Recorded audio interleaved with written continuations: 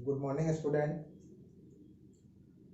आज आप लोगों का बहुत दिन से आग्रह था कि सर बिजनेस मैथमेटिक्स का केंद्रीय प्रवृत्ति पढ़ा दीजिए। तो उससे संबंधित एक महत्वपूर्ण वीडियो आप लोगों के लिए लेके आया हूँ। उससे पहले मैं पिछले क्लास से संबंधित कुछ चर्चा आप लोगों से करना चाहूँगा। पिछले क्लास में हम लोग कंपनी एक परिचय का अध्ययन किया था। उम्मीद करता हूँ कि उस क्लास में जो होमवर्क आप लोगों को दिया गया था उसको आप लोग निश्चित रूप से किए होंगे और उसको मेरे व्हाट्सएप पर भी भेजिए ताकि हम उसे करेक्शन कर सके और एक नोट्स बनाया जा सके। ओके, तो फिर से एक महत्वपूर्ण सूचना।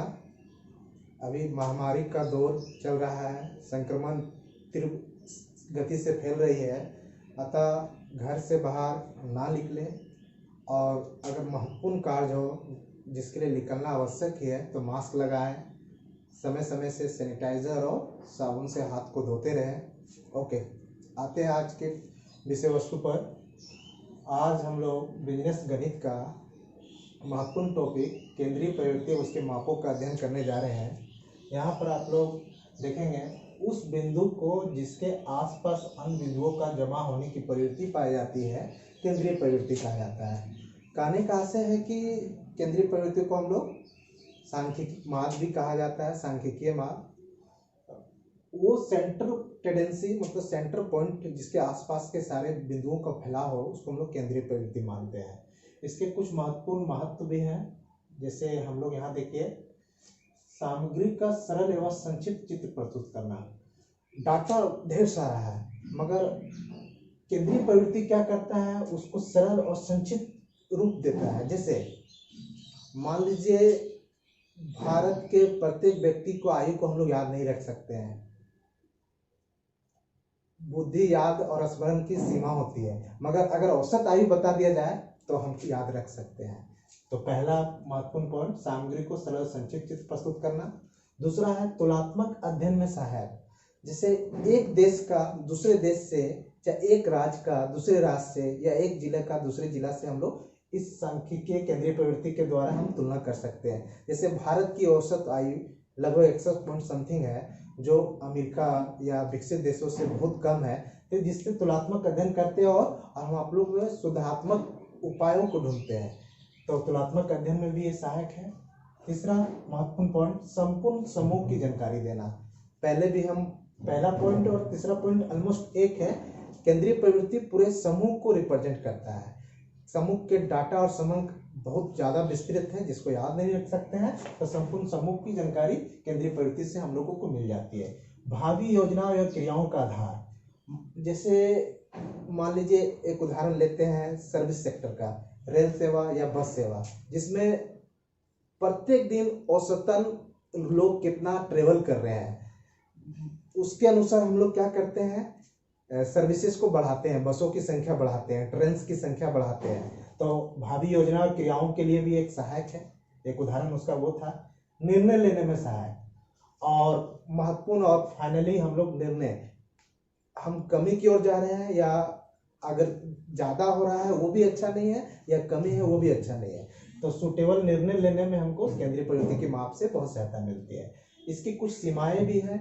जैसे मान लीजिए अगर समंक एक सीक्वेंस में ना हो तो केंद्रीय प्रवृत्ति की माप असफल हो जाता है। जैसे मान लीजिए एक उसके बहुत प्रकार में एक माध्य जैसे है, जिससे माध्य के अनुसार अगर हम चले, मान लीजिए एक परिवार के 5 व्यक्ति का औसत आयु लेते हैं, किसी औसत हाइट लेते हैं, ऊंचाई। कोई व्यक्ति मान लीजिए 5.5 फीट का है, कोई 5 फीट का है, कोई 4.5 फीट का है और कोई 7 फीट का भी है और कोई 3.5 फीट का भी है। मान लीजिए जल किसी नदी को उसको पार करना है जहाँ पुल नहीं है और जल की बहाव का औसत गहराई मान लीजिए 4 फीट ही है, तो हम लोग देखें कि हमारा एक बच्चा ही खाली 3.5 फीट का है, सब पानी के ऊंचे कद का है, तो हम लोग पानी को आसानी से माध्य का अंदाजा लगा के हम लोग पानी को पार करने चले गए, मगर वो पानी का माध्य था 4 फीट, हो सकता है कहीं पानी की गहराई 10 फीट भी हो, तो मतलब लेखा जोखा सब धरा रह जाएगा और सारा कुंडवा डूब जाएगा। इसीलिए इसकी कुछ सीमाएं भी हैं जिसको हम लोग ध्यान में रखते हुए इसका उपयोग करेंगे। चलिए इसके प्रकार की ओर हम लोग आते हैं। तो इसको 3 आधार पर बांटा गया है। गणितीय संबंधी माद, स्थिति संबंधी माद और व्यापारिक माद। गणितीय संबंधी माद में हम लोग 4 पार्ट्स को अध्ययन करेंगे, mean, geometric mean, harmonic mean, quadratic mean. स्थिति पोजिशनल माद में हम लोग मीडियन और मोड का अध्ययन करेंगे। व्यापारिक माद में हम लोग मूविंग, प्रोग्रेसिव और कंपोजिट का। तो बेसिकली हम लोगों को 12th के सिलेबस में मीन, ज्योमेट्रिक, हार्मोनिक, क्वाड्रेटिक और मीडियन मोड, मतलब एक 5 का 6 का अध्ययन करना है हम लोग को। ठीक है, तो इसका पहला टॉपिक हम लोग लेंगे मीन, जिसका हम लोग आज थोड़ा सा देखेंगे कैसे क्या है इसका इंट्रोडक्शन। आते हैं हम लोग मीन की ओर। यहां पर आप लोग ध्यान देंगे,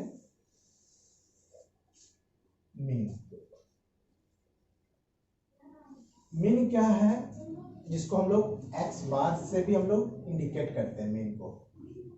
इसका सिंबॉलिक रूप एक्स बार है। एक्स के ऊपर छोटा सा लकीर खींचेंगे जिसको एक्स बार हम लोग बोलते हैं। 3 प्रकार के सीरीज होते हैं, उस पर भी हम लोग चर्चा करेंगे। मीन क्या है, दिए गए समंकों के योग में समंकों की संख्या से भाग देने से जो प्राप्त होता है डाटा, वो मीन कहलाता है। मान लीजिए प्रथम 5 प्राकृतिक संख्याओं का हम लोग को मीन निकालना है, तो प्रथम 5 प्राकृतिक संख्या क्या क्या हुआ, नेचुरल नंबर्स 1 2 3 4 5, सबको ऐड कर लेंगे और उसको संख्या कितना है 5 से भागा दे देंगे तो मीन निकल जाएगा। जैसे हम लोग प्रथम 5 प्राकृतिक संख्या का मीन निकालना था, तो कैसे निकालेंगे, 1 + 2 + 3 + 4 + 5 और नंबर ऑफ टर्म्स कितना है 5। इस तरह करके हम लोग मीन निकाल दिया जाएगा, है ना, आसानी से निकाल सकते हैं। तो ये तो हो गया, मगर हम लोग को तीनों सीरीज में मीन निकालना सीखना है। 3 प्रकार के सीरीज होते हैं, इंडिविजुअल सीरीज, डिस्क्रीट सीरीज और कंटिन्यूअस सीरीज। इंडिविजुअल व्यक्तिगत सीरीज क्या हुआ, जिसमें डाटा का इंडिविजुअल वैल्यू दिया रहता है। जैसे एग्जांपल प्रथम 5 प्राकृतिक संख्या 1 2 3 4 5, ये सब इंडिविजुअल सीरीज को इंडिकेट कर रहा है। और डिस्क्रीट सीरीज जो अपने फ्रीक्वेंसी को लेके आएगा। मान लीजिए एक डाटा दिया हुआ है 0 1 1 2 0 5, ये तो बेसिकली इंडिविजुअल सीरीज है, मगर इसको हम लोग डिस्क्रीट में भी कन्वर्ट कर सकते हैं। मान लीजिए इसको x मानते हैं, तो 0 1 2 5, और इसकी फ्रीक्वेंसी को लिखेंगे, मतलब कौन संख्या कितने बार आया है। तो 0 देखते हैं 1 1, 2 बार आया है तो 2 हो गया, 1 भी 2 बार आया है, 2 1 बार आया है, 5 1 टाइम्स आया है। तो फ्रीक्वेंसी मतलब x इसकी फ्रीक्वेंसी के साथ लिखेंगे तो वो सीरीज डिस्क्रीट सीरीज हो जाएगा। तो हम लोग इंडिविजुअल सीरीज को भी डिस्क्रीट में कन्वर्ट कर सकते हैं। और फाइनली एक सीरीज है आप लोग का कंटिन्यूअस, जो क्लास इंटरवल में जिसको खंडित करके दे देगा कि एक क्लास में बांट देगा, उस ग्रुप में कितने फ्रीक्वेंसी आ रहे हैं, कितने नंबर्स आ रहे हैं। सपोज इसी एग्जांपल को हम लोग डिस्क्रीट में कन्वर्ट किया और कंटिन्यूअस में भी कर सकते हैं। मान लीजिए क्लास इंटरवल हम लोग यहाँ पर डाल देते हैं 0 से 1.5, 1.5 से 3, 3.5 से 3 से 4.5, इसी तरह 4.5 से मतलब डेढ़ का इंटरवल लेना है 6। अब इसकी फ्रीक्वेंसी हम लोग यहाँ से लिख सकते हैं, 0 से 1.5 में कितने टर्म्स आएंगे, 4 टर्म्स आ जाएंगे, इसकी फ्रीक्वेंसी 4 हो गई। इसमें आएंगे 1 2 आएगा इसके बीच में, इसके बीच में कुछ नहीं आ रहा है, मतलब ये डाटा यहाँ शून्य हो जाएगा, इसके बीच में 5 आ रहा है 1। तो ये क्लास इंटरवल मतलब जो वर्गीकृत दे डाटा को वर्गीकृत रूप में डाल के उसकी फ्रीक्वेंसी को दे, क्लास इंटरवल। तीनों ग्रुप हो गया। पहला ग्रुप ये में हम लोग माद निकालना भी सीख गए। इंडिविजुअल सीरीज में दिए गए समंकों को जोड़कर समंकों की संख्या से भाग दे देंगे। अगर डिस्क्रीट और कंटिन्यूअस सीरीज में मान निकालने के लिए एक ही फॉर्मूला है, मीन बराबर सिग्मा fx बटे सिग्मा f, या इसको n भी बोला जाता है, मतलब नंबर ऑफ टर्म्स का जो समेशन ऑफ जितना है उसको जोड़ लेंगे, है ना। तो f दिया हुआ है x, एक कॉलम और बनेगा fx, दोनों को मल्टीप्लाई करके इस तरह पुट करके हम लोग आसानी से मान निकाल सकते हैं। ठीक है, इसके सम्स पर हम लोग नेक्स्ट क्लास में इसका सम्स का एग्जांपल लेंगे और उसको हम लोग सोल्व करेंगे। Thank you. फिलहाल आप लोग घर पर रहें, सुरक्षित रहें।